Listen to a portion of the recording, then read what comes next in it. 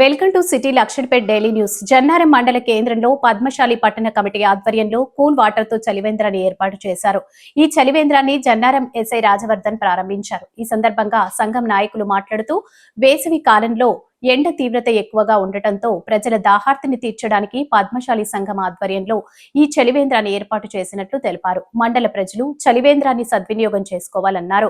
రాబోయే రోజుల్లో సంఘం తరపున మరిన్ని సేవా కార్యక్రమాలు చేపడతామని అన్నారు.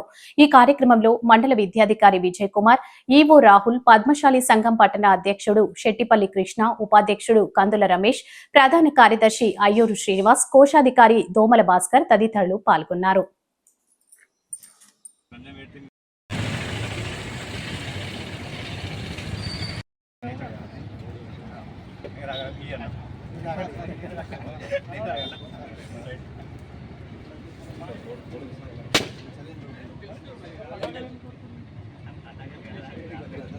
అవన్నీ